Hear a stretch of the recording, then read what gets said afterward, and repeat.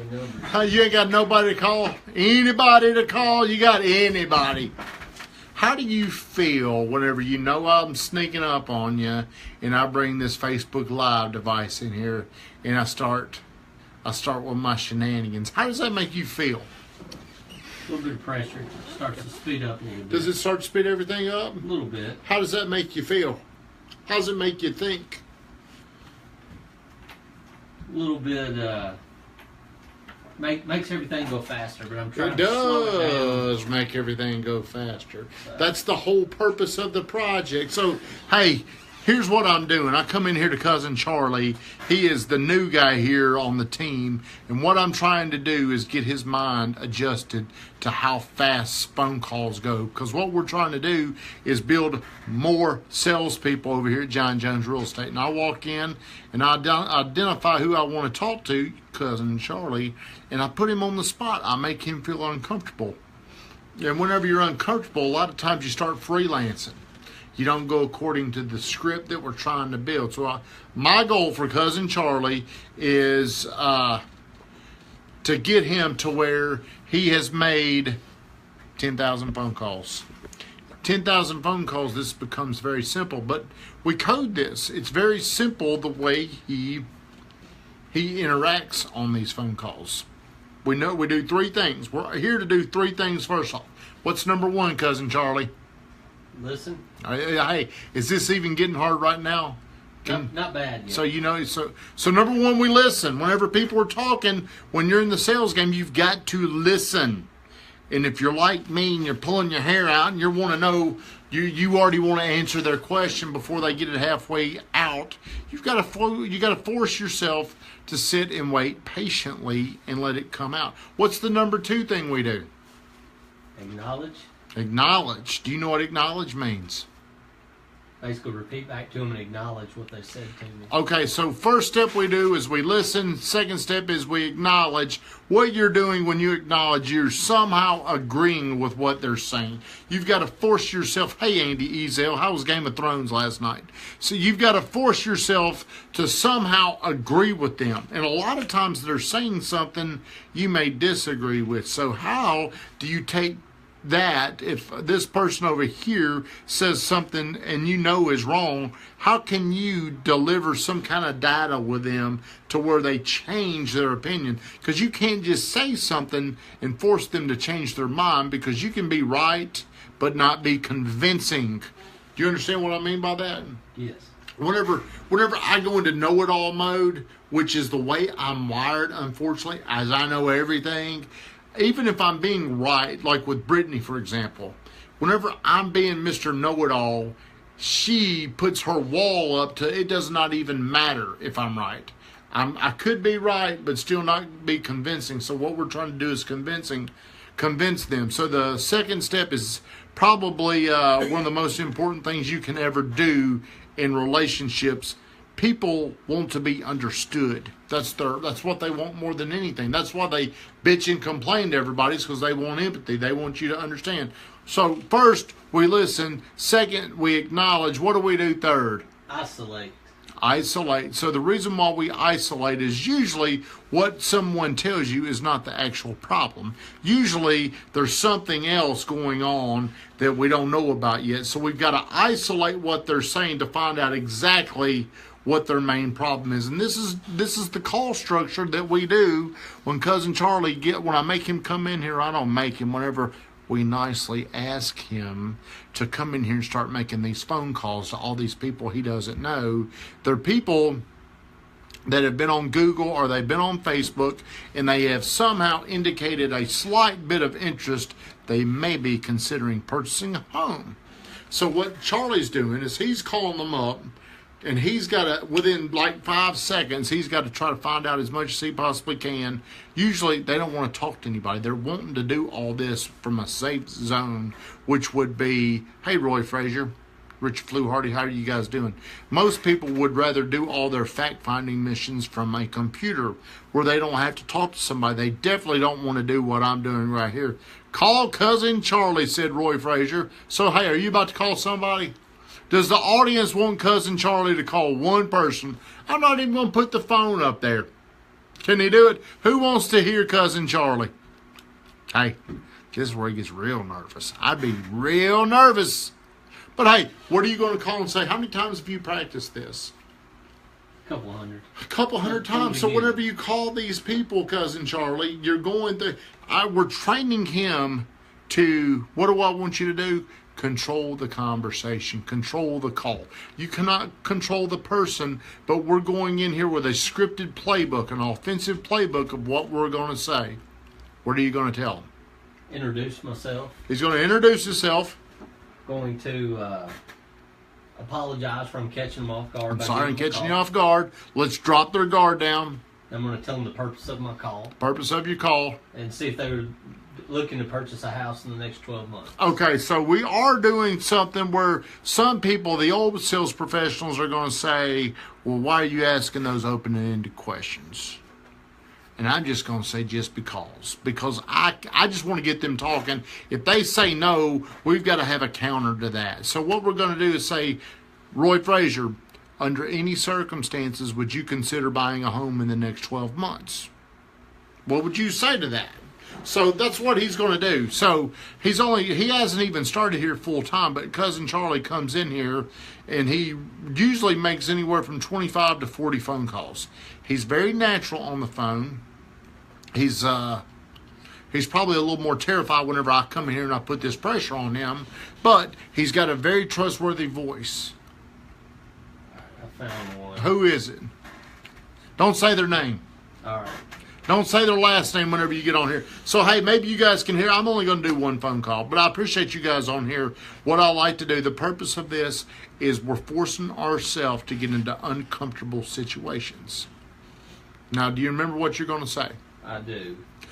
All right. I'm not going to make you overthink anything else. We're dialing. We're dialing. This is how we train over here. Because I believe agents could convert a lot more sales if they would just get better at selling. They got to get better at selling.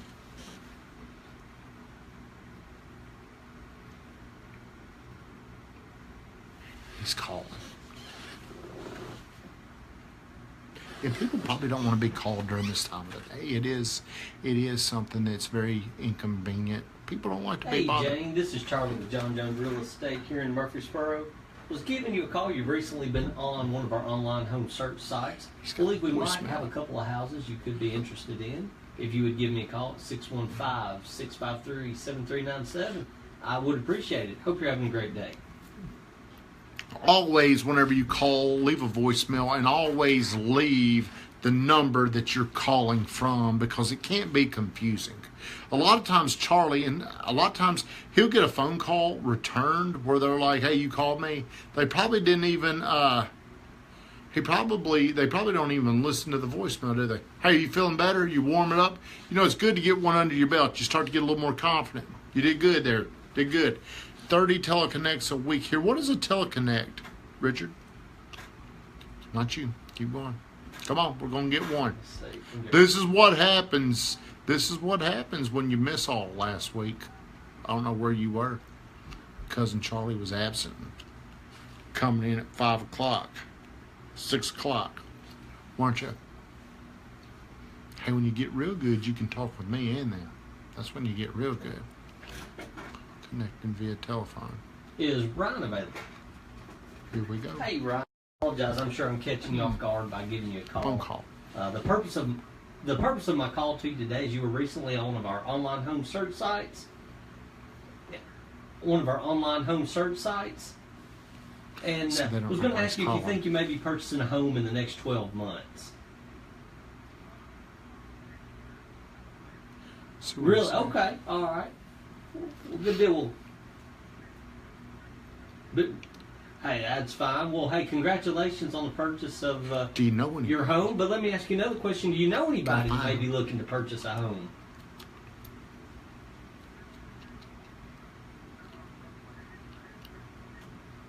Okay. Well, hey, if we... this is Charlie. A lot of people call me Cousin Charlie. I'm with John Jones Real Estate here in Murfreesboro.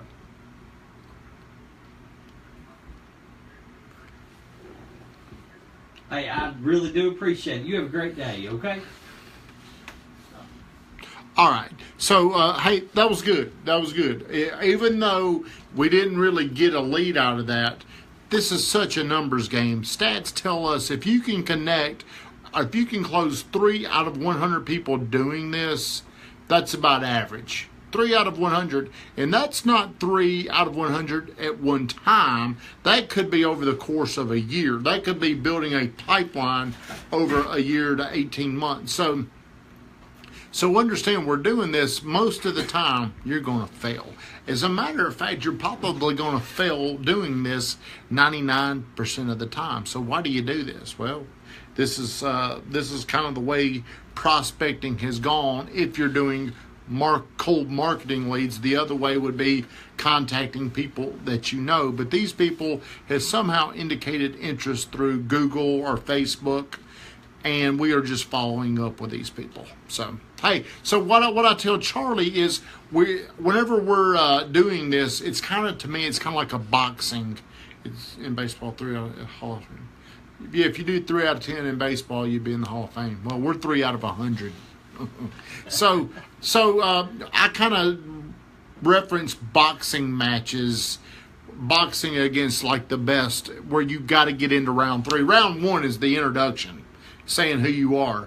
Round 2 is the first question. So most of the time, salespeople, after they get punched one time, they don't have anything to say. They don't have any way to counter. They have nothing to say after they've been hit, and it kills all their momentum. So what we try to do is we try to control the conversation.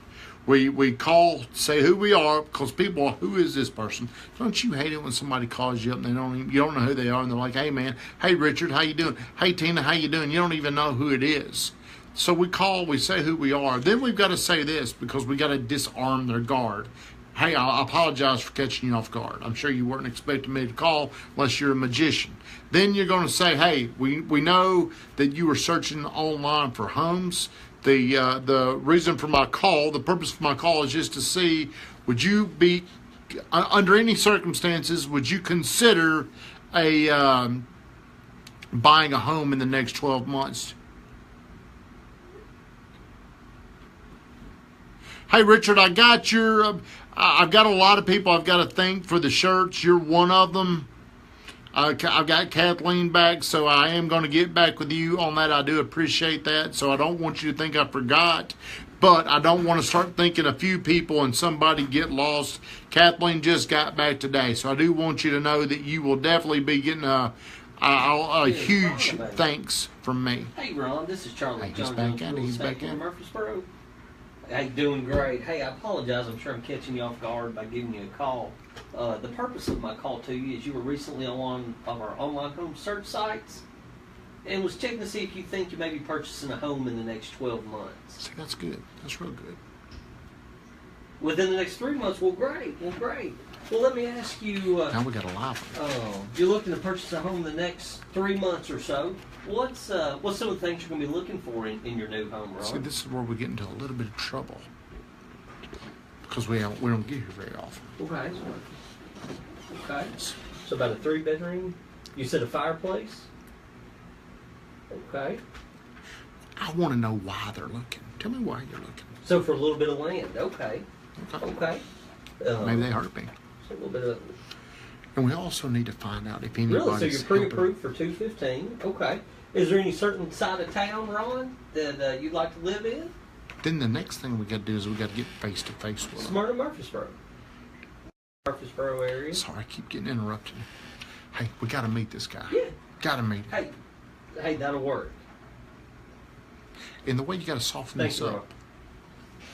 What did he say? He said, I'm at work right now. He said, I got to let you go. And he hung up. Okay. He didn't give me a chance to say any more to him. Okay, so here's what we're going to have to do. See, so really, people don't like to be, this guy's looking in the next 3 months. Was he lying to you, or do you feel like... I just looked. He was on the website 7 hours ago. Okay, here's what I would do. Do you have his mobile number? I've got his mobile number. I was going to send him an email. Send him a text and just say, look, I'm sorry I caught you off guard. I'm going to be following up. Because right now he's probably a little bit annoyed that we've reached out to him. Or who knows? But hey, look, it takes anywhere from 8 to 15 touches to take somebody like this dude, we'll call him Mr. X, unless you know people, unless you have a relationship with them, it does, trust develops a lot quicker. Hey, Mama, how are you doing? Brittany Renee, how are you? I miss you. We're sitting here and we're putting Cousin Charlie to the stress test. So he's going to send him a text. Here's something, if you're in sales, if you send somebody a text after talking to them, it probably increases your ratios of closing them by over 300%. And I don't know why that is. You know, you can email somebody and there's just something about emails where you don't feel the need to respond. It's kind of accepted to not respond. But text, you know what? If you text me, I may respond back, or I may always come back and reconnect with you through a text. So, hey, today I just want to go through a quick stress test with Cousin Charlie, who comes in here. He's only here for probably 2 hours a day until he starts August 1st. That's when we get Cousin Charlie full time. And he comes in and he bangs out about 25 to 30 phone calls, and he just does it. Now, he's gotten a lot better. Where he's struggling, and he will tell you this, is, yeah, we're ready to buy a house. What do you say, Charlie, if somebody says, yeah, we're looking to buy a house in the next 3 months? Find out the why. Why are they looking to buy a house? Okay, that's expanded. So that's what you go, hey, well, tell me why you're looking to buy a house. What we're doing is we're kind of finding out their why they're doing this. Too often we go into, tell me what you're looking for. Every other realtor salesperson is going into the tell me what you're looking for. If we ask why, you might tell me something that help me understand you better. There may be a deeper level of connection that happens. But what we've got to do is take somebody like this guy right here that was on the phone that's looking in the next 3 months and say, hey, here's what we should have. Have you already sent him a text? Yes, I did. Okay, what'd you say? Ron, thank you for the time. I had to speak with you a few minutes ago. I apologize for catching you while you were at work. I will be following up with you later today. Thanks again, Charlie. Okay. Here's what you got to do in these situations. I believe always pulling out what the obvious objection is. His objection, man, you're calling me at a bad time. Go ahead and say it. Go ahead and put it out there. Hey, man, I'm sorry I called you at a bad time, but I hope I get the chance to talk to you again. However you want to, hey, let's just send him like 34 texts. All right, hey, we're getting off here. We're getting back into some more training, but I appreciate the people getting on here. I appreciate you listening, and the reason why I do this, in case you're wondering, is this helps me get better. If you want to get better, learn how to do something. But if you really, really, really want to get great at something, start teaching it. All right, guys, have a great day.